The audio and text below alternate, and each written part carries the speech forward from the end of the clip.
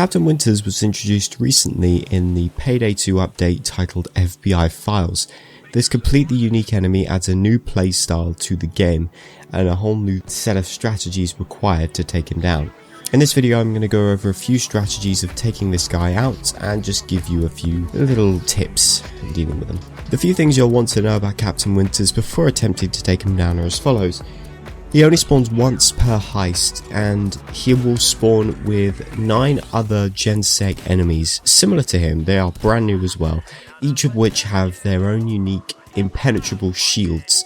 And this is in quotations and you will see why in just a second, but that's what they come with. Now these guys also come with another effect which gives every police officer on the map 10% damage reduction when taken. And this increases by 5% every 5 seconds up to 50% less damage taken.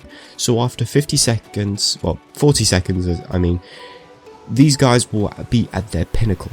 And in a never-ending assault where they take 50% less damage, it's going to be a bitch if you don't take them down quickly, which is what I'm going to cover next. The reason why I put impenetrable in quotations is because these shields actually are penetrable by snipers that could normally penetrate a shield. However, these are massively less effective. The shields do a massive reduction to the damage a sniper normally would. This is okay though. In fact, if you were able to just sort of sit behind a train car, maybe poke a few shots at it from the head, you know, maybe you could deal with them. But this is an effective strategy, and trust me, it's worthwhile. Another strategy that people tend to think would work is the RPG. However, they seem to have done the same thing that they did with the turret, being if you fire an RPG directly at it expecting an instant kill, you're going to be a bit misled. The RPG has a maximum amount of damage it can do, not quite sure what it's set at, but it is high. So an RPG isn't maybe as effective as you'd hope, but it still does a lot of damage quite quickly. It's definitely one that you should consider, but not one that you'd use as a proper permanent option in dealing with Captain Winters. As for light builds, yes, there are many different options in taking these guys out, similar to your heavy builds. The strategy that I'm using in this video you'll be watching right about now, I'm in the Alesso heist and I'm using the Juckling shotgun, and my secondary, I don't remember, I think it was the Gruber Klutz, the pistol, I'm not too sure, but I'm pretty sure I used that shotgun as a primary and it was a tank. All I had to do was sprint up to these guys, they didn't have time to react to where I was standing because of the AI power thing. All you had to do was run up to it, take a couple of headshots and then just run behind cover again.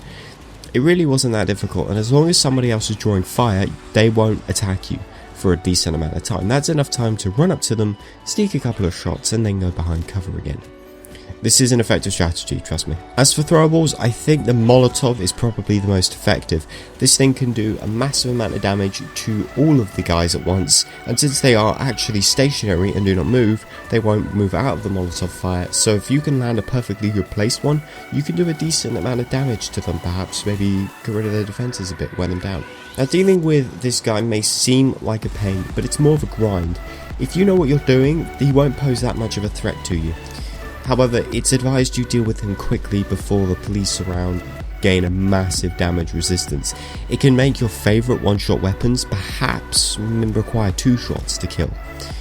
Trust me, it's not worth keeping him alive. Or is it?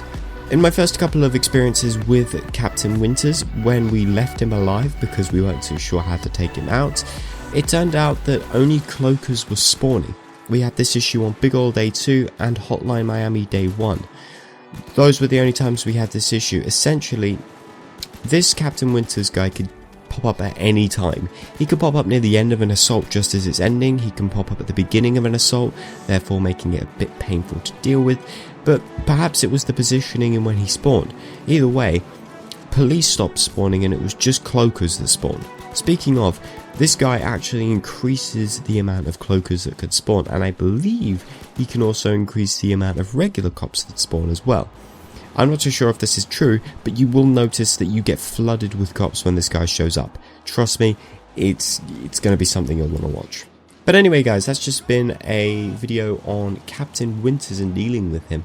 Come up with your own strategies and leave them in the comments below. I've been narrating Fox, you've been my Foxes, and I will see you in my next video. Bye guys.